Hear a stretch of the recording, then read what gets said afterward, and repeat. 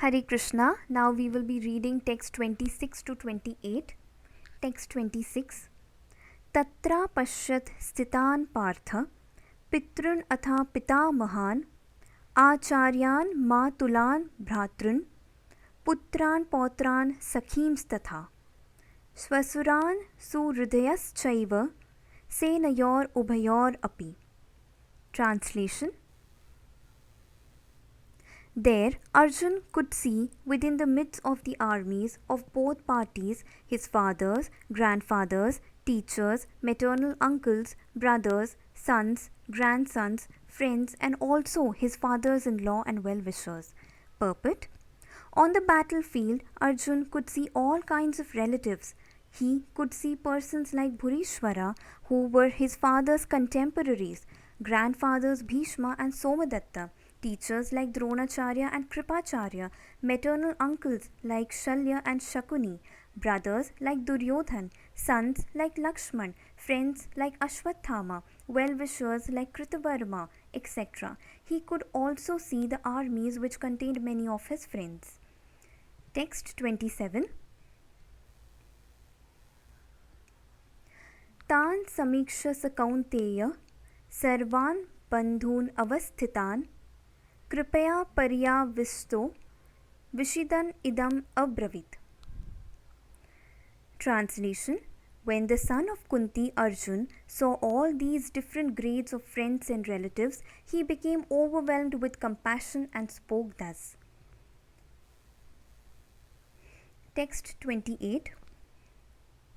Arjuna uvacha drishtuvemam swajanam Krishna yuyutsum samupastitam sidanti mamagatrani mukham cha parishushyati. Translation.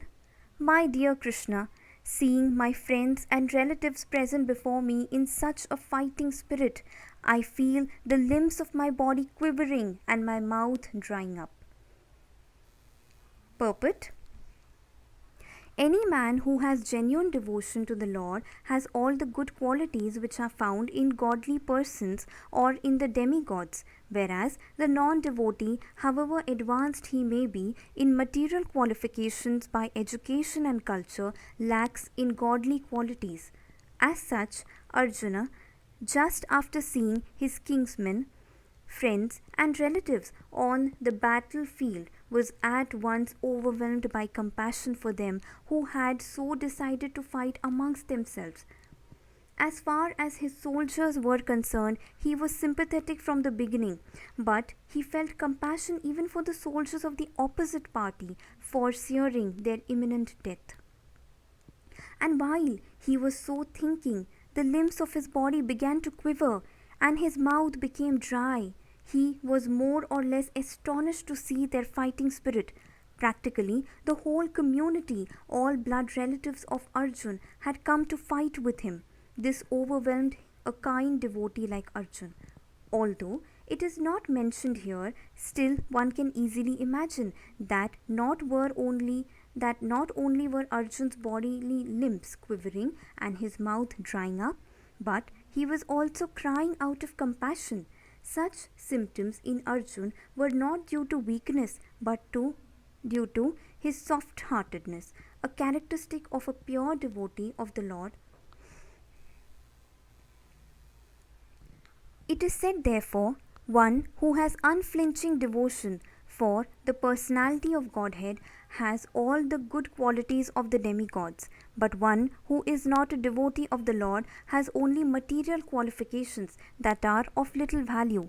This is because he is hovering on the mental plane and is certain to be attracted by the glaring material energy. Thank you so much. Hare Krishna.